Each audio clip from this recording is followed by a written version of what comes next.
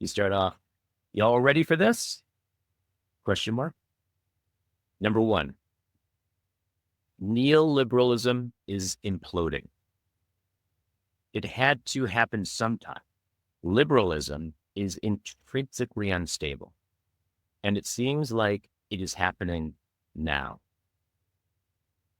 Civilization states are also intrinsically unstable, and we are rapidly approaching a point where they will also begin to dissolve. Yes, even old and integrated ones like China. What will emerge is a very decentralized set of nations without states, closer to indigenous nations than civilizations and empires, brought into coherent coordination by a complex of hyperstructures. And so the point on the first number one is that this is the nature of liberalism, this is the nature of neoliberalism, and we seem to have reached the terminal point where there's just not enough resource for it to extract. It can't expand any further sideways. It can't go any deeper. Civilization is quite unhealthy for human bodies and human souls. Thank you so much for tuning in to Circling Dialogos.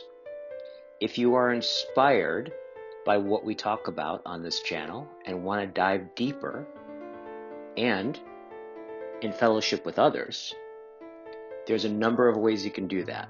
One is to become my client and work one-on-one with me. We also have circling events every week open to the public. We also do weekend intensives for circling every 4 to 6 weeks or so.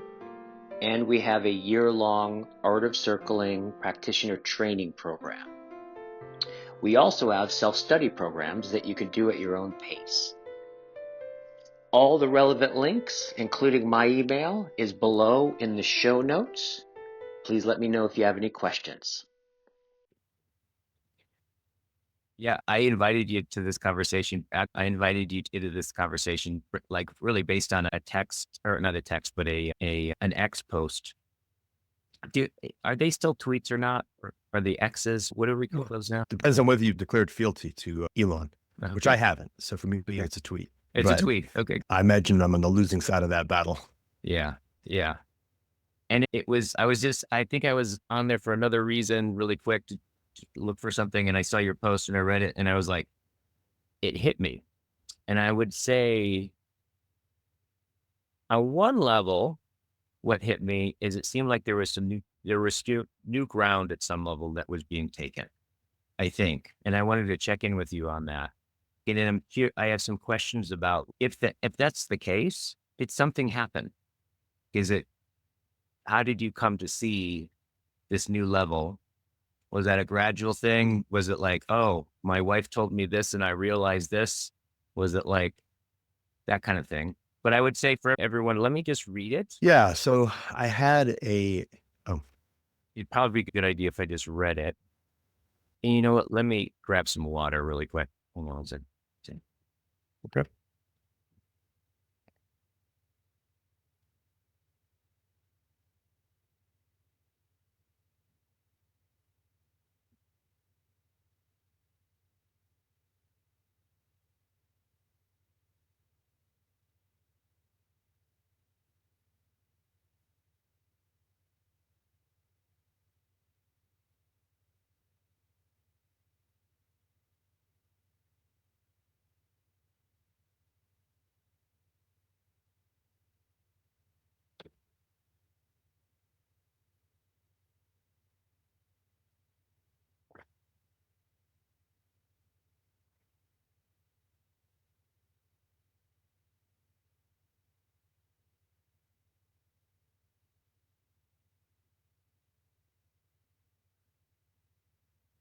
There it is. Okay, here's the tweet. You start off, y'all ready for this? Question mark. Number one, neoliberalism is imploding. It had to happen sometime. Liberalism is intrinsically unstable. And it seems like it is happening now. 2, as the neoliberal global order unravels, we will see the bursting forth of older, more fundamental lineages, sometimes called civilization states, in quotes. Number 3, here is the real surprise. Civilization states are also intrinsically unstable. And we are rapidly approaching a point where they will also begin to dissolve. Yes, even old and integrated ones like China. Number 4, what will emerge is a very decentralized set of nations without states, closer to indigenous nations than civilizations/empires, brought into coherence, coordination by a complex of hyperstructures. So first of all, what's it like just like hearing that read to you out loud? Like, how's all that land for you? It sounds clear. I get it. It makes sense to me. It doesn't sound like it's unclear. And I think, yep, that is the insight. That is the thing that was coming in. You know how it works. Something comes in and it's not words, it's not articulable. And then you have to pay attention to it and say, okay, what is that? And then try to articulate it. Yeah. And so that is the thing. So that's nice because I don't often go back and I very rarely hear it with my ears from somebody else's voice. So that creates a different way of perceiving it. Yeah. But it felt actually pretty crisp. Obviously, let me see, there's 2 things to say. So first, this is actually the result of a long consideration.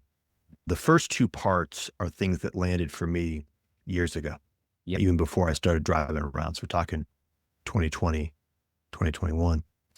But I had a whole bunch of ways of thinking about it. And then what happened is, as I was oddly enough doing 2 things in parallel, thinking about the nature of the metamorphosis of the church, and then over here, thinking about reconsidering deeply the nature of proof of work blockchain. Yeah. I found myself being forced to think very deeply. And over the past week or so, I actually began, maybe 2 weeks, writing out this long argument. And as I got near the end of that long argument, was really thinking about the last 2 or 3 sections, that third insight landed. And I was like, whoa, okay. So it landed as a result of all of that. It was, okay, I hadn't thought about it that way before at all. And it was quite intuitive initially. And then I had to think more and more to get a sense of, okay, this is how it fits together. So that's how it came to be. And that third one is just so I can read it. The third one is, here's the real surprise. Civilization states are also intrinsically unstable. And we are rapidly approaching a point where they will also begin to dissolve. Yes, even old and integrated ones like China. Now, the question that comes up for me, is this like kind of the whole process that you're distinguishing here? Is that a process of becoming more intimate with God? Yes. Yeah. Okay. So it's Quite simultaneous. radically, actually. Yeah. Quite what? Would you say that again? Quite dramatically? Quite radically. Radically. Yeah. Yeah.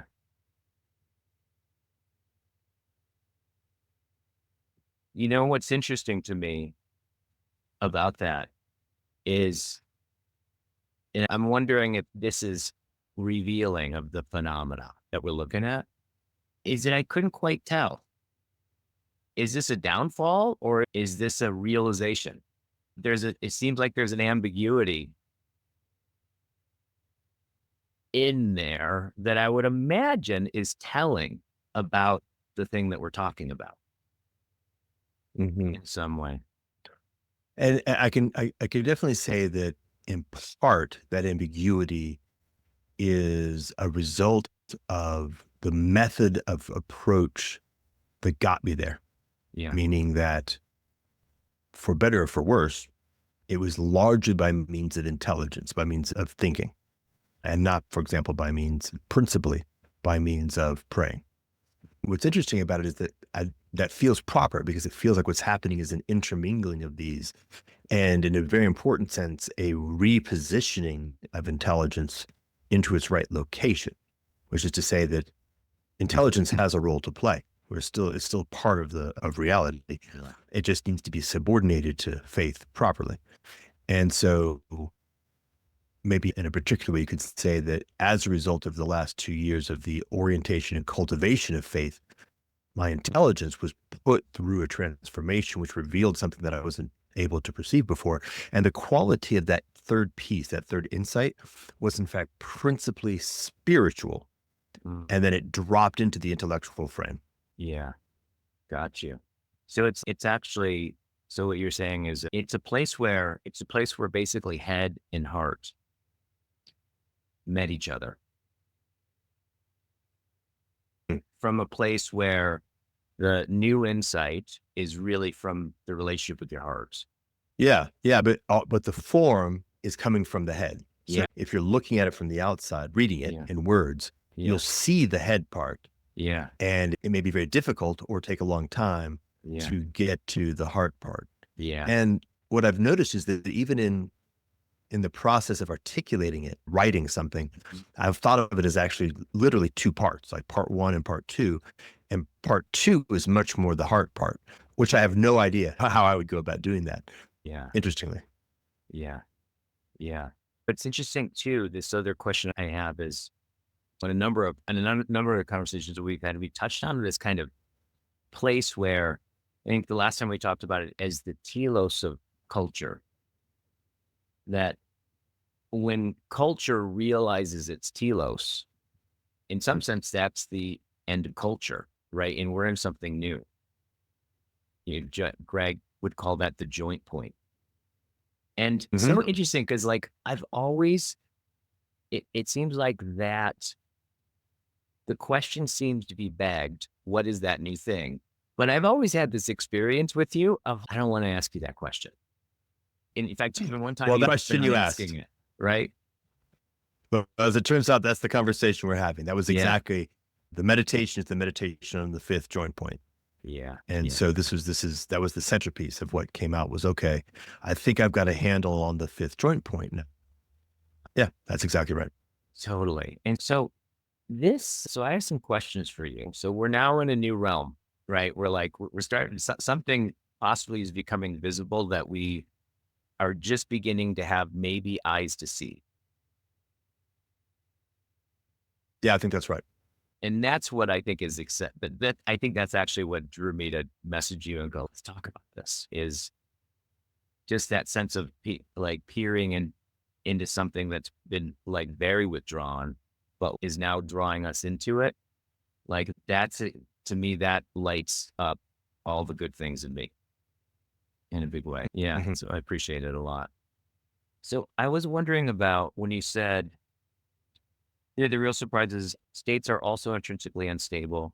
We're rapidly approaching the point where they will also begin to dissolve. Okay. Yeah. It's actually number 4.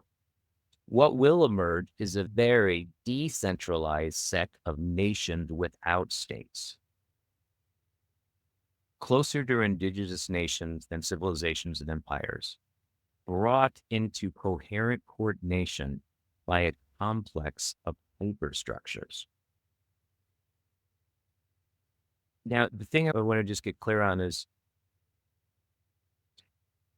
I think somewhere where you talk about civilization states, right?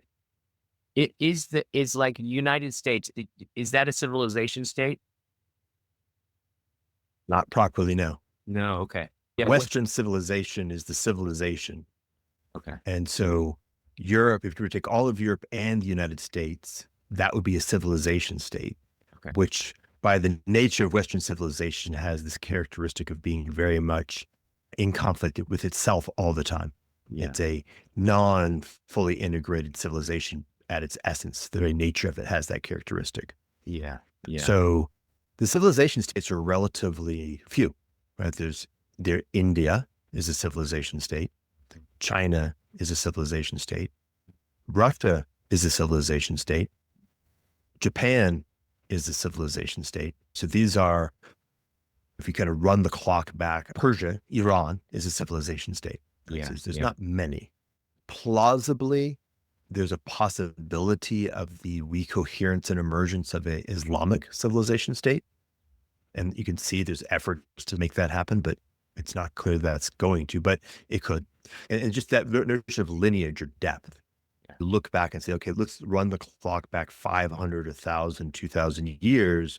What are things that have been present in a particular fashion? We have to describe what we mean by civilization over those kinds of time frames and say, okay, those are the things that have the depth, the integrity, the intrinsic vitality or capacity to recohere themselves, and then as a consequence, birth through this 100, 200-year interregnum of neoliberalism or liberalism to neoliberalism.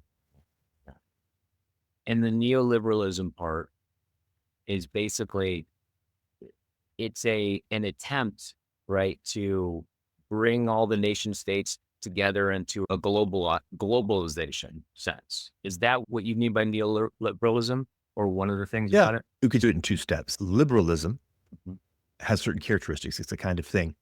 And one of the most relevant characteristics is that it is intrinsically parasitic on the deeper substrate that it sits on top of, which let's just say nations for the moment, or cultures. So cultures are real in a particular way. And neoliberalism sits on top of cultures, and it extracts necessary resources from cultures, converts those into forms of super salient value, typically material, but other things as well. For example, reducing conflict. But it doesn't have the capacity to regenerate the cultures. And so it ends up ultimately destroying the things that it sits on top of. And so there's only two things that it can do. Three things. It can terminate. Yeah. It can extract more completely. I call that strip mining. Yeah. Or it can expand more broadly and grab more cultures from which to extract. And neoliberalism is just the final form of liberalism. So liberalism has a trajectory. If it doesn't terminate, it becomes neoliberalism.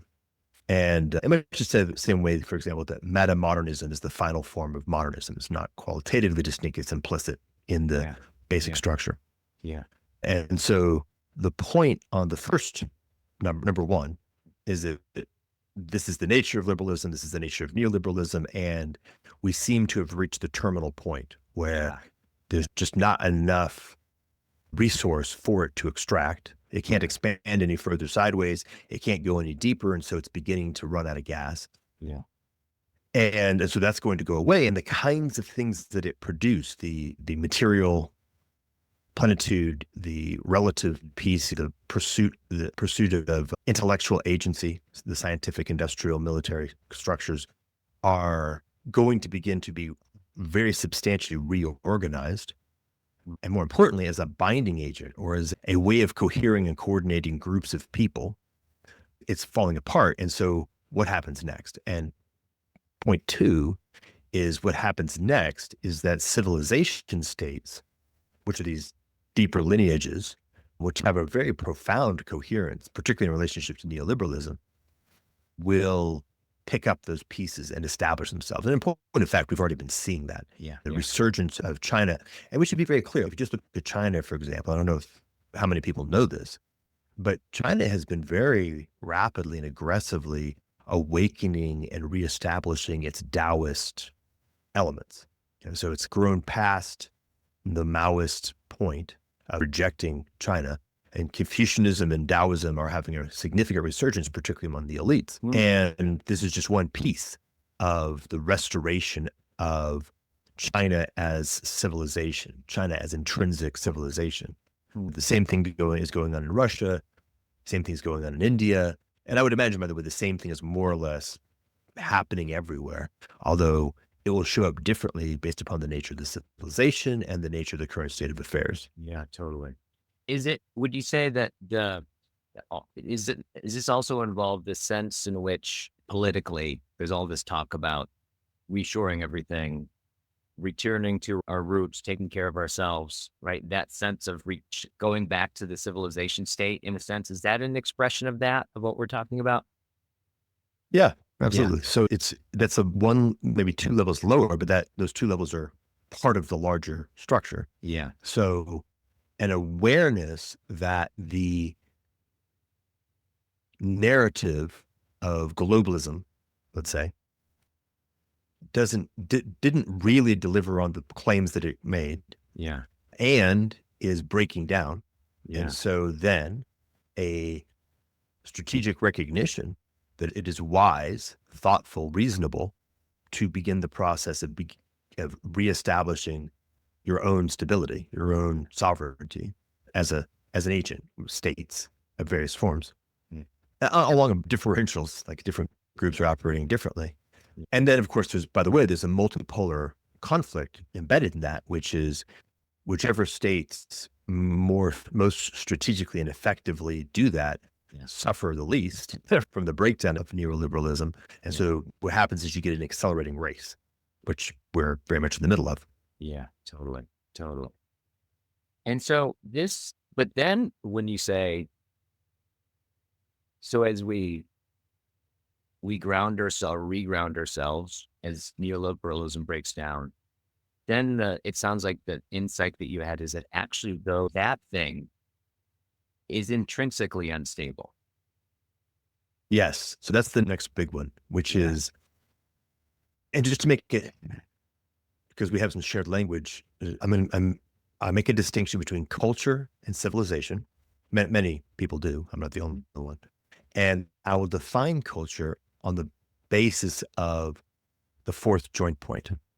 So we're using Greg's framework. Yeah. And we move from behavior to culture, from the third to the fourth, or I guess from the fourth to the fifth stage, something like that. Anyway, behavior to culture on the basis of what he calls systems of justification. Okay.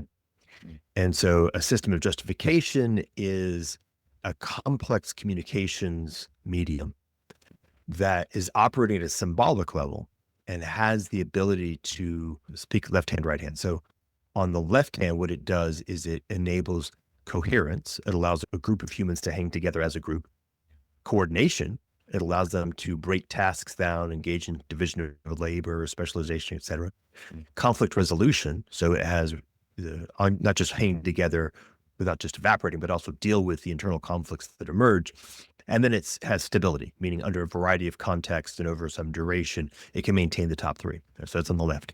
On the right is its sort of essential characteristics is that it operates on the basis of things like narrative, on the basis of things like concepts and myths and dialogue, conversation. What we're doing right now is a version of a system of justification.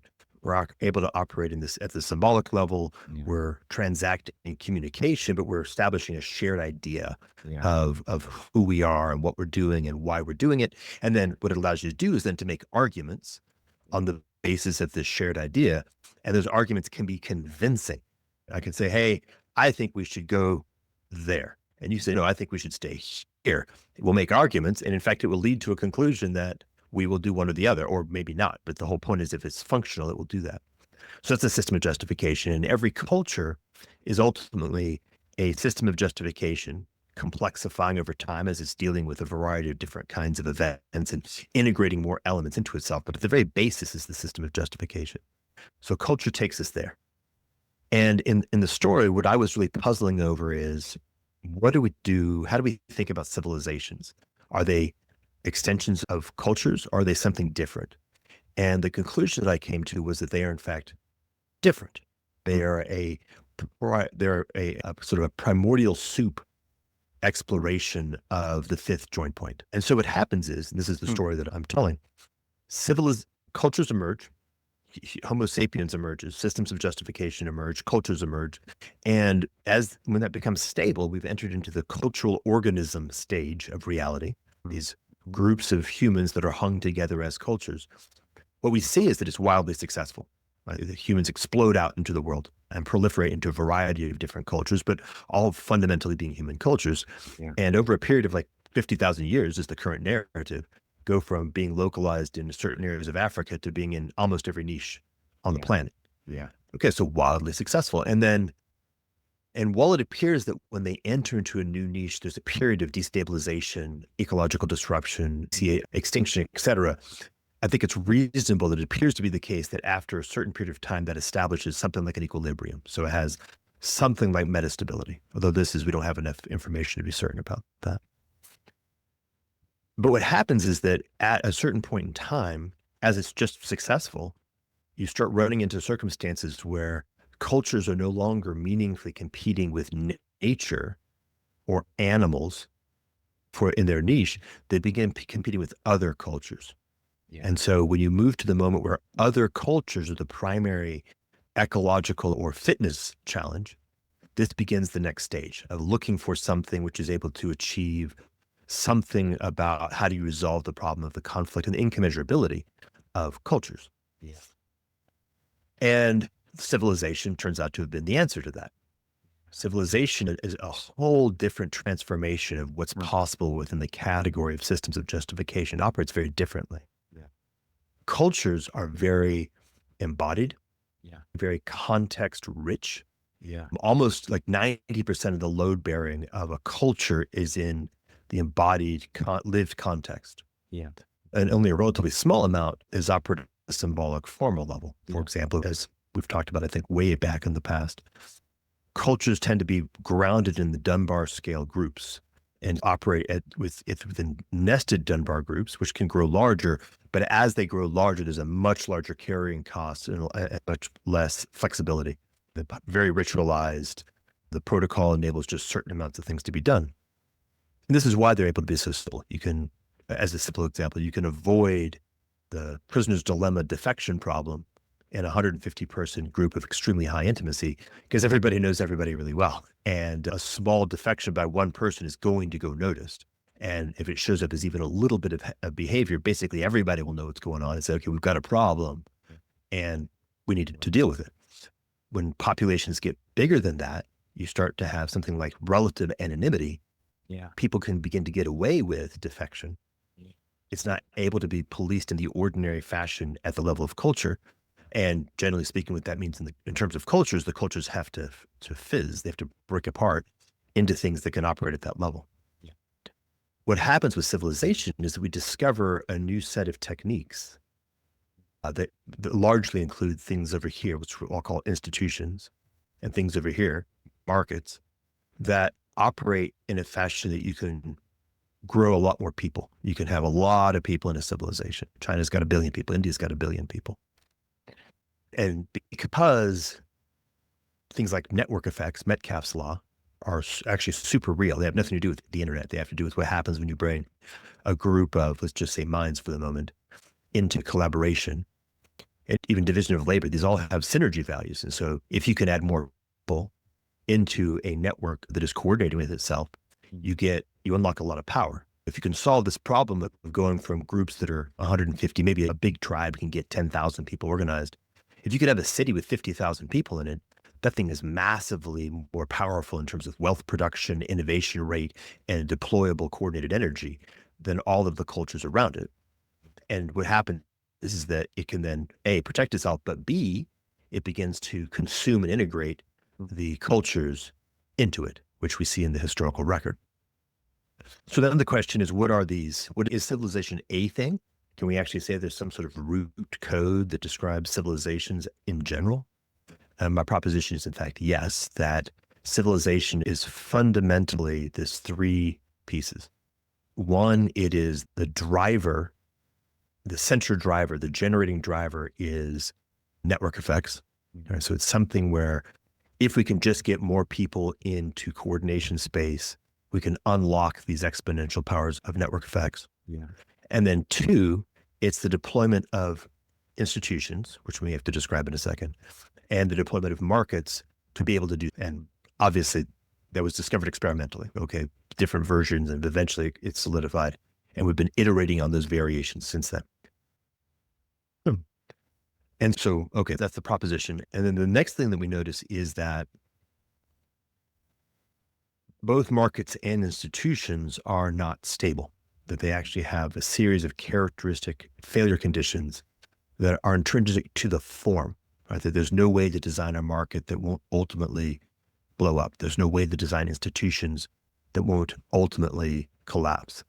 And that's the key point. The key point is that civilizations have this characteristic that they can, once they hit a certain level of integrated design, they'll tend to become quite expansive, but they'll go through this curve, the rise and fall, right? The rise and fall has been studied for a while, but it's not just Rome.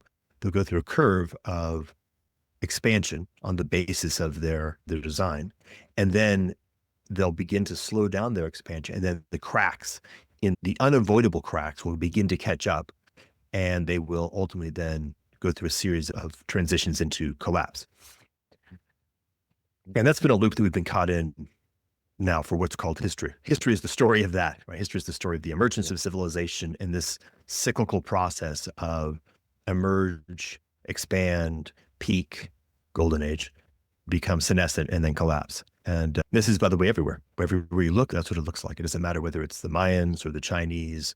It doesn't matter whether it's the Aryans. It has all the same basic structures everywhere. And that's because, my argument is, that's built into the nature of the construct.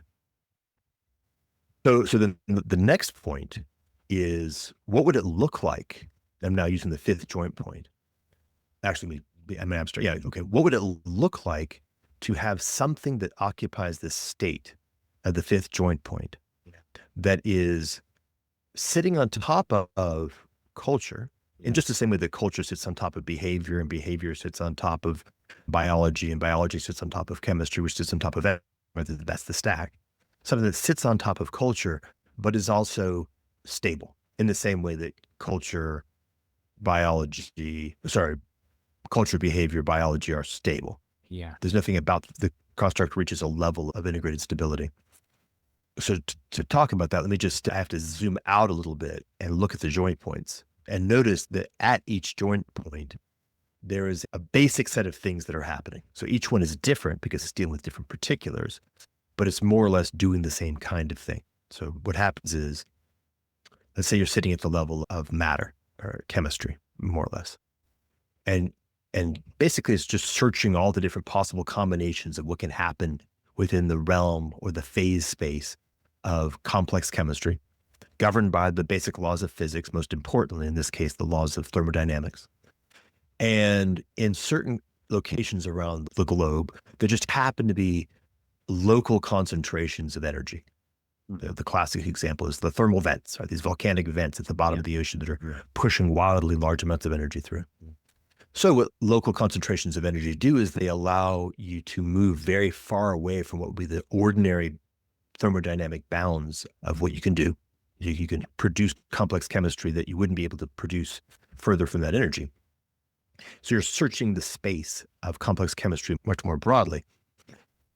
And what happens is there's this, over time, a discovery of a combination of structures that are fundamentally chemical, fundamentally molecular, but when combined properly, they do this very important function, which I've called, they warp the possibility space. So let me see. So in this case, what I'm talking about specifically in the context of chemistry is the protein synthesis triad, DNA, RNA, ribosomes, and the mitochondria. All right, so these pieces fit together. And when they fit together, what they do is they so radically change the context, the probability, actually, of certain kinds of events stochastically occurring, that we're now able to do biology. So let me explain what I mean. That's a very abstract concept, but I can make it, I think, pretty concrete. So if I imagine that I am tossing marbles onto a metal plate, and I'm just mapping where they end up. I throw the marble, it hits the plate, it bounces, it rolls a little bit, I mark where it lands, X, Y graph. Well, the distribution will be pretty random, like maybe quite random, maybe in fact completely random, but it'll be wherever it happens to be. So the phase space is essentially the constraints of the phase space is there's a lot of characteristics, but essentially it's the flatness of the plate and the neutralness of the sphere, and the relatively arbitrariness of my throwing it. Yeah. But if I take that metal plate and I turn it into a bowl, then what happens is the distribution is no longer random. The distribution will ultimately settle around the bottom of the bowl. So what I've done is I've warped the shape, in this case of the actual metal, but more specifically, I've warped the shape of the phase space. I've warped the probabilistic constraints of where things can go. And so I've changed what happens. And the same thing happens with, say, like a crystal. If I have a fluid medium that has sodium and chloride ions floating about, for a while, they just randomly bounce and fit together in just the right way to form a single salt molecule. Is that right? Yeah. But here's the thing. That particular configuration creates a electrostatic effect where the likelihood of another sodium and calcium chloride atom connecting is slightly higher.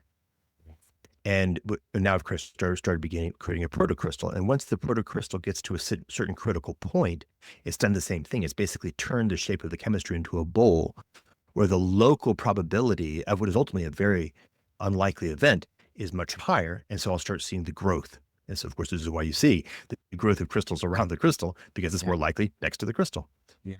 And so that's what's happening at joint points, right? That basic idea just keeps happening over and over again. So we can think about RNA, DNA, ribosome, and mitochondrion as being like a crystal that allows the basis, this possibility scape, the phase space, the possibility landscape of chemistry to suddenly produce these really low likelihood events in chemistry into regular events that we would now call biology.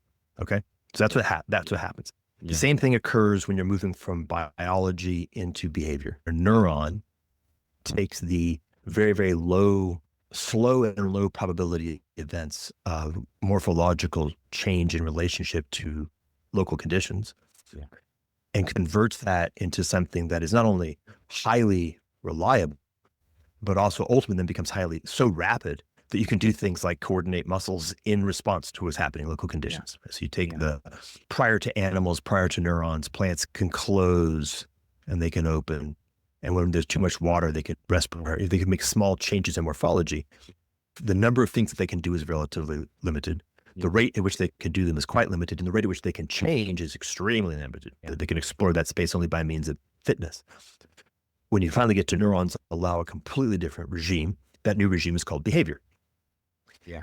Same thing. Behavior ultimately becomes communication. It becomes social animals. Within the category of social animals, we start getting to these limits where social animals are very bound to the number of animals that can be in the group. And more importantly, they're bound to the number of kinds of coordinations that they can, the set of different kinds of coordinations that they can engage in. And in particular, they're bound to the niche. So if I take a tribe or a band of Arctic, what's that kind of band?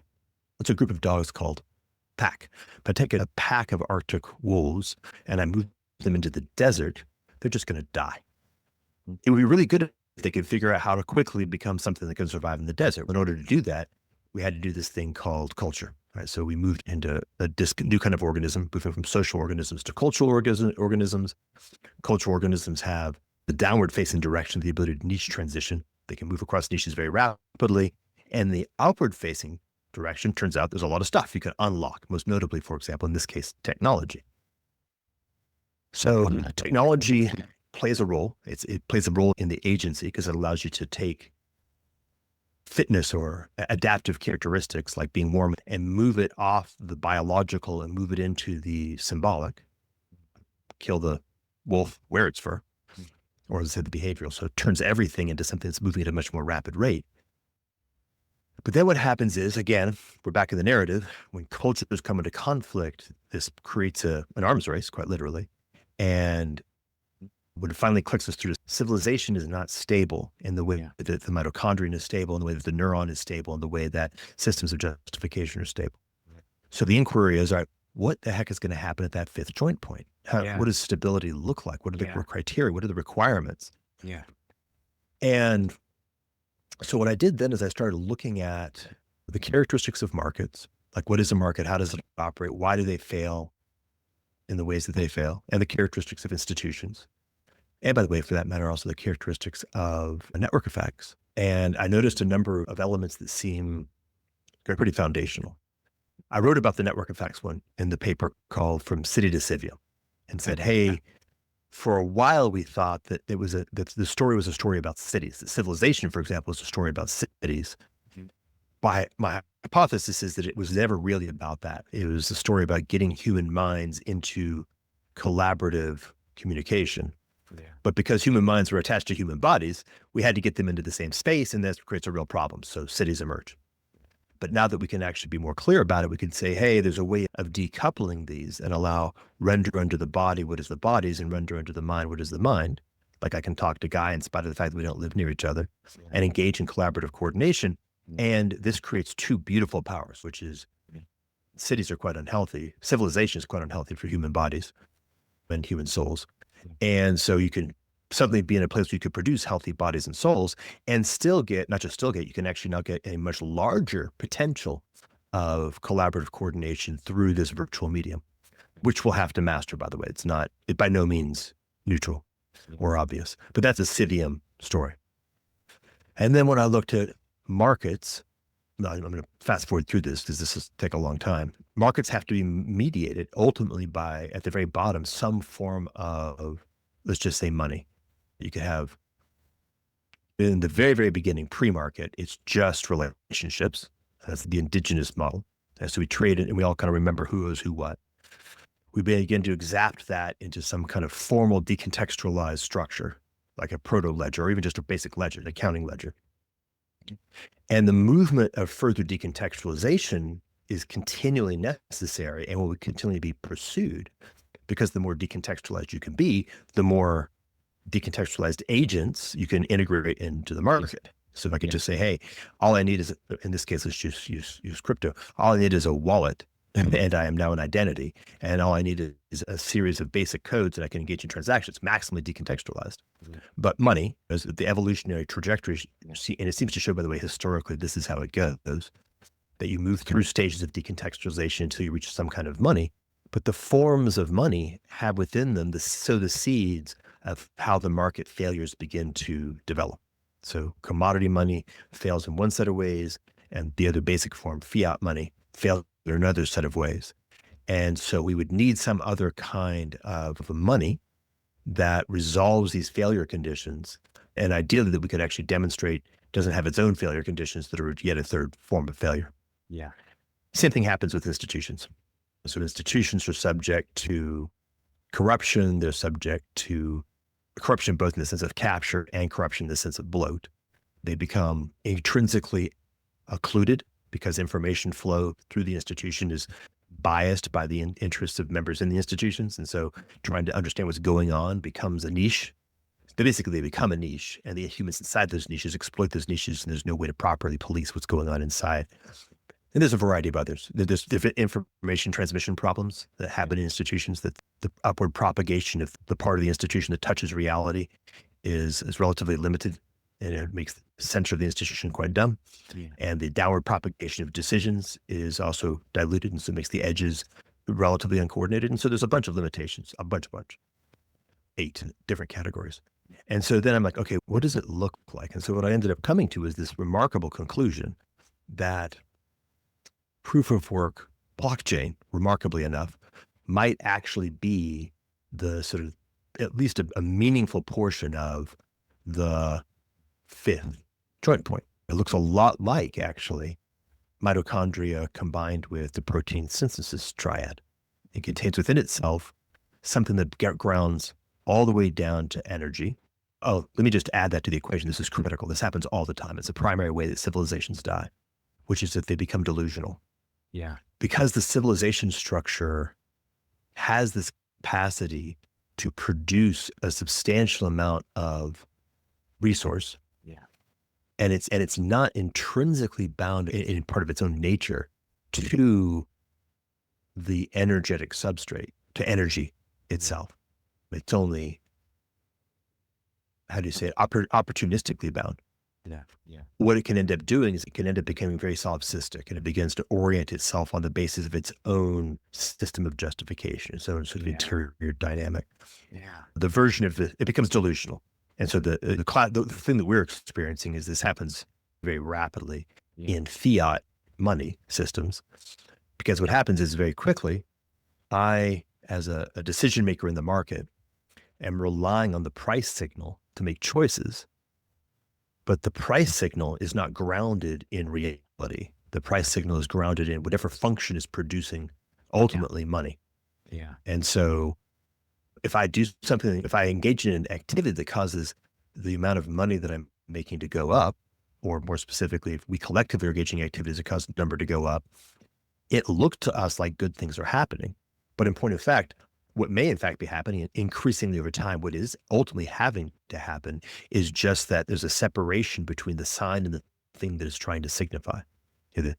By far the easiest example is if I counterfeit $1 million and nobody can tell that I'm counterfeiting it, it looks like I'm a millionaire, which should in the market imply that I've created $1 million worth of value. But in this case, it means that I've created $0 worth of value. Yeah. And so that separation creates if I could do that, like if I could actually counterfeit $1 million and have no chance of getting caught, stochastically, I will. Like I might not, but I probably would. And certainly somebody will, right? Yeah. Yeah. And so this is just writ large. And that's just an example. Another way of saying like the happens, incentive structures, right?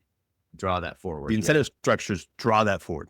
And this happens across all the different characteristics of civilization. In various institutional structures, they have this failure condition of delusion, of lifting it off. So you need a civilization which its most basic code, like the thing that is in its core DNA, the thing that makes it operate at all, is actually bound directly, irrevocably into the energetic layer, so that if anything happens that violates what I call the iron law of energy, that fact is immediately checked and the civilization or the thing, I'll just call it civium, just to integrate the two. The thing that is sitting on top of that can't lift off and therefore can't get into a delusional spiral and then implode. So that's an example. So the conclusion I came to, which I haven't finished, but I was close enough to feel reasonably confident enough to tell you this, is that proof of work blockchain includes a lot of the core elements, and maybe in fact all of them, but a lot of the core elements of what a core code for the thing that is the stable solution to the problem that civilization has been trying to solve looks. And so a thing, I'm going to call it now a civium, founded on proof of work blockchain, will be able to properly integrate cultures. This is that third point, properly integrate cultures in a fashion that does two things at the same time. One, outcompetes civilizations. So it can liberate cultures from civilizations and cause cultures to choose to just exit because it's a better place for cultures to be. And two, do so in a way that produces both a peaceful and more generative relationship between and among cultures. Yeah. And I can actually give you a very simple example, I think, of what that will look like. There's an economist named Coase. Do you know his work? No. So Coase is a Chicago school guy, like one of I think the founders of Chicago school. And he was studying this question of, why do we have companies? Like, why do firms exist at all? Because on the theory of orthodox economics, we should just have individual humans transacting in the marketplace. Like there should be no structure called a company or a firm. And the conclusion he came to is this new category called transaction costs. If you had zero transaction costs, then you would have a perfect market, and therefore it would just be individual human beings. But because we have transaction costs, because there's a lot of hard things to do, like figuring out who you should talk to about who has the stuff you want, negotiating price, there's a bunch of stuff that has to happen, communication load, creating these bubbles that have within them a radically reduced transaction cost. I hire an engineer. We don't renegotiate every second on what they're doing. We say, okay, I'm hiring you. Here's the agreement. That's a one-time transaction cost. Now you get to coordinate inside this field of radically reduced transaction costs with everybody else who's in this company. And by the way, we're going to put an institutional structure inside that can coordinate people's behavior. That's why we have them. That's why they work that way. But a key element of that was anything that systematically reduces transaction costs should have the result of breaking up structures of firms that are premised on higher transaction costs. Okay, so if you have giant multinationals, something comes along that reduces transaction costs, they'll break up into smaller groups. Now,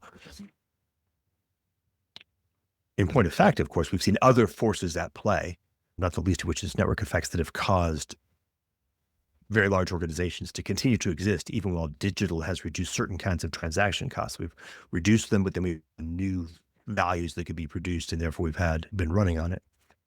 But one of the hypotheses that exists in the category of Web3, the concept of the decentralized autonomous organization, is that you could design something around what they call smart contracts, but it's basically just particular kinds of software that at very low cost allow negotiations that are typically happening inside corporations to happen between individuals and groups. And so you basically flip the corporation inside out. And then what happens, by the way, is that the next energy state would be back to Dunbar limit, because the other orthogonal dimension that we see in firm theory is most innovation happens in small groups. Almost all innovation happens in small groups. If you take a look at a company, its founding team and the first 20 or 30 people in the company are like where it's really rich and really rapid and really innovative. And then as you add more people, the innovation starts to die off, and the exploitation of the potential of the innovation is what the meat is. Yeah. But if you're able to do the exploitation and deployment in a decentralized coordination structure mediated by smart contracts, then the innovation piece starts to take over the dynamics in the market. And so what happens is you get these small clusters of groups that are within the Dunbar limit, as it turns out, in fact, Dunbar 2 or 3, 12 people, 30 people, who take advantage of all the generativity and fluidity and creativity, and by the easy to police, easy to operate policemen in terms of preventing defection and bureaucracy. There's no bloat. You don't have any of those kinds of things that happen in large organizations and institutions. And once you can cross that chasm, once you can get across the chasm to an environment, a context where these small groups can achieve a level of coordination capacity that is equal to or greater than what happens inside a large corporation, all of the advantages of small groups radically outcompete all of the disadvantages of large corporations, and the economy transitions from large multinationals into this field of much smaller groups. And so one way of thinking about it is that's the same thing that's going to happen to civilizations. The civilizations in this narrative are basically the same thing as a very large corporation. They're solving a certain set of problems, and they're organizing a bunch of different cultures into a group that has a lot of power by coordinating them. But they have all the weight and cost of, again, corruption and bloat, et cetera. And of course, they're going to die. But if you could cross the adaptive valley with the right kind of infrastructure to enable those cultures to tap into all the power of healthy cultures and get the generativity of coordination at scale, then they will simply be orders of magnitude, by the way, more potent than legacy civilizations. The proposition is that we're actually very close to having the ability to produce that kind of a transition. And then when we do, what we'll naturally begin to see, very much when I say natural, like a ball rolling downhill, not uninterrupted, by the way. Obviously, the various elite control of civilizations will tend to want to hold on to what they have. But if the shape of the space of possibility has been transformed, now probability begins to move in that direction. And so the idea is that you now have this very natural structure. You have cultures sitting on top of neurology, behavior, mind, sitting on top of biology, sitting on top of energy or matter, and then sitting on top of energy. And then you have this new construct, civium, sitting on top of cultures in a symmetric way, meaning it includes and integrates the healthy, is that right? And the aliveness of these things without violating them. But I want to be very precise. What I mean is that it is a new level, but it's a level in which the lower level is integrated in a fashion that would be perceived as healthy, vital, in fact, optimal by the lower level. There's a reason why our body is multicellular. Yeah. The cells in our body ultimately are better off Yeah. being inside a multicellular organism than being single cells out in the ocean. Totally. So that's coming at it from the point of view of intelligence. Like that's creating a model, looking at that model, mapping against states of affairs in the world, and then looking for a fit, seeing how that model projects into the future, noticing that there's a possible fit, and then projecting what that looks like. Now, if you flip it, and this flip is part 2, which I am jumping into right now willy-nilly because I know I don't know what's going on, but we've only got 8 minutes, so I can't. There's not enough rope for me to hang myself brutally. I can go a little bit longer if you have time to. Let me see. I'll have to check. If you remember the story of the Tower of Babel, what you remember is that when God shattered the tower, he created the nations. He created distinct groups of people that have, for example, their own languages, so they can't talk to each other. And he assigned an Elohim, he assigned a spirit or a God to be the spirit of that nation. So each nation has its own Elohim. And what happens next is that you have 2 different problems that begin to emerge. One is, for reasons that I think are relatively understandable, people begin to worship their local spirit. And so they, instead of worshiping God, they worship Baal or Zeus, which has the unfortunate effect of degenerating the spirit. The spirit now becomes, in some sense, at war with God. At the very least, it becomes increasingly interested in being worshiped, which then puts it at war with God. And then the second thing that happens is these degenerated spirits then begin to integrate other nations into their body, which is what we would typically call empire. Because once you're worshipped, you no longer have something that enforces your vertical integrity with your nation. And of course, if worship is part of what you're doing, bringing more worshipers is a good idea. Is the kind of thing that you would look for. Yeah. And we see this constantly. Like there's a constant, it's funny, we can even think about it secularly. There's a constant conflict among religions, let's say. And a religion, I would say, is exactly this kind of thing, a degenerated spirit endeavoring to produce a kind of pseudo-nation, an empire, that has a lot of people in it. And they conflict. Right? So the followers of Baal or Ashtaroth are constantly trying to pull away the Israel into being worshipers of Baal. And by the way, individuals are constantly being pulled because the spirits are constantly creating a context of saying, yeah, whatever, worship me and I'll make you fill in the blank, whatever thing you desire. But what happens in the incarnation of Christ and then his crucifixion, harrowing of hell and resurrection is that he is placed in it with dominion over all things in heaven and earth. And so all of these spirits are now realigned under his kingship. Yeah. And roughly 2 things happen. One is they're reconciled, right? They're brought back into their proper location. The second is they're booted and somebody else is put in charge. I think the major story is those are saints, but I don't really have that one properly understood. But the big picture is then the nations themselves are all coming into alignment under him. So when you look at it from that point of view, you see something that looks very similar. You have this kind of these fractal structures of harmoniously aligned angels or principles, sometimes known as principalities, that on a downward direction connect with nations and may in fact congregate nations together, but never in a way that, how do you say, it violates the integrity of the relationship between the nation and its spirit, but rather in communion with each other.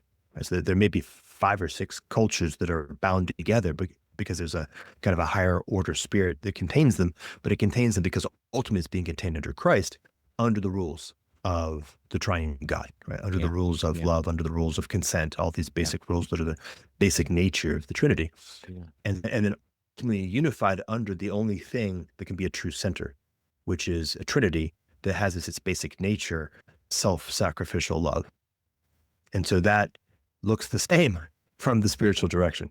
Now, this may be radical fitting. I may just be overfitting a whole bunch of different stuff. But the point is that insight flashed in my head when I was thinking about this problem of civilizations and how they're unstable and seeing, particularly specifically seeing, culture is actually the civilization and culture different in kind. culture is a system of justification. It's a fourth joint point stable. Civilization is a proto fifth joint point exploration, but it's not there yet. It's like proto mitochondrion before the mitochondrion is really figured out. And I remembered that story from the Tower of Babel. I was like, oh, okay. So the proper restoration of nations, which is to say cultures, those are the same thing, maybe exactly what the eschatology talks about. And so the two stories, the intelligence story and the faith story, map up in a very interesting way. Yeah, totally. That's that. I'm also just hearing, it's at least my initial kind of felt sense is, it sounds like the fifth joint point goes from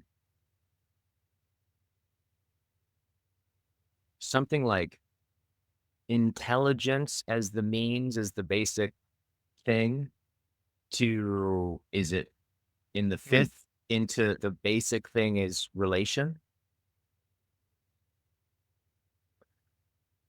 Yes, that's Seems correct. like relation And is like like in some sense the generator of yeah. the thing that now works. It didn't work on a level below. Is that, am I tuned into it? What happens is, so relation is the most basic at the level of culture. And then when we enter civilization, relation is subordinated. Yeah. And intelligence takes the throne. Yeah. And that's where it gets But corrupt. that's not stable. And it's fundamentally upside down. Yeah. And that's where it gets corrupt. So what happens is the stable version of the fifth joint point is where relation once again is more fundamental, and intelligence is put into its proper location. So this is why, for example, this notion of hyperstructures is there. Yeah. And we can think like we can use Bitcoin as an example. It's not perfect, but it's a decent example. You say, we used to really think that money was strictly bound to state. Yeah. Money was something that states did. If you didn't have a state, you couldn't have money. Yeah. Even at the end of the day, we could say, okay, we have maybe spontaneous formation of money in the form of gold, but this is very marginal. Like it gets coined pretty quickly. Yeah. Even just standardization. But what we see with Bitcoin is that's not at all true. Bitcoin has no state involvement. In fact, it's been radically pushing against state involvement for its entire history and seems to have gotten to the point where it's flipped the script and is now considered a strategic asset of the biggest state in the current world, the United States, on the basis of itself. And the way it does that is through these constructs called hyperstructures, meaning it has a series of hardwired, very transparent, completely immutable, provable. What I mean is like in the transcendent, like mathematically, geometrically provable systems that are very simple. There's not a lot of, once you get it, there's 5 moving parts. But those 5 moving parts have this incredible reality, just like DNA, RNA, ribosome. They unlock a tremendous amount of possibility. Yeah. And they can't be corrupted. They can't be, they don't, and they have no intrinsic, because they're not tied to human agents. They have no agency. Yeah. They don't change. The problem with human institutions is human institutions at the end of the day are run by humans. Yeah. Humans have agencies. So it takes a nanosecond for a human to begin to mutate the institution towards their preferences. Yeah. But in a hyperstructure, software doesn't do that. It just runs. It just keeps doing what it does. Humans around it might try to create a new one, that's called a fork. We all know that happens. It's transparent. Okay, you forked it. Now I get to choose whether to adopt it or not. But if I don't, I still get to be on this one. That doesn't remove politics, but it changes the balance of power. Yeah. But see how that works? So relationality now is sitting on top of a form of basically, how does Lessig call it? Code. He calls it code. But when he says code, he means the same thing as like the law of gravity is code. Yeah. It's just a piece of the reality that is very reliable and doesn't have its own agency. Yeah. Yeah. Which then creates this amazing possibility of cultures being able to leverage this power to produce coordination at scale, communication at scale, communication that is completely, what do you call it, has provenance built in. When it's written to the blockchain, it's written to the blockchain. Everybody can tell that's what it was and you can't falsify it. Unfalsifiable, which exits a whole bunch of problems in systems of justification. And so that's the idea, right? So what it allows it uses the power of intelligence, and which has to be very simple, to produce something that allows the relationality to then flourish on top of it. And we Yeah. begin to explore the phase space of the past the fifth joint point, the sixth unfolding of reality, which then is great. That's the other side. It's the finalization, the conclusion of the journey of civilization into this new state. And what happens after that ultimately is we could talk about the kinds of things that it will look like. There's a lot of invariance that will be the case. And with all the things we'll avoid, the far end of it is utterly incomprehensible, of course. Yeah, totally. Yeah, it's interesting. So this really interesting experience I'm having. But I'd probably get an analogy would be that the myth is there's a myth that when the Native Americans stood on the shore and looked out to sea as the Europeans were first entering, they didn't see him. Okay. They didn't see the ships because they had no basis or distinction to be able to see them. They didn't have the proper distinctions to see the pattern, which is what you end up seeing. I feel like I'm on the shore and we're saying, wait a minute, there's a shape over there. Do you see that shape? I don't quite know what it is exactly, but I see that there's a shape. It's like the beginning of, that's where I feel like I'm standing with you as we're talking about. Awesome. So the term that I would use, and I think both John Vervaeke and Benita Roy use this term, I don't think they've talked about it, realization, which is, as you're saying, when you can't see it in a very profound way, it's not yet realized. And there's some process of it becoming real, meaning real for you, something you can actually be in relationship with and increasingly realized, right? Realization is not binary. You can become increasingly, you have more affordances, more intimacy of possible relationality. And so perhaps a way of saying it is that we are now mutually realizing this pattern, which then hopefully can be made more real by more people over time. All right. I checked and I do have to check out. Thank you, Jordan. Just the beginning, I'm sure. Good to see you. Good to talk to you. Thank you so much. That was awesome. Good to see you too. Bye. All righty. Bye-bye.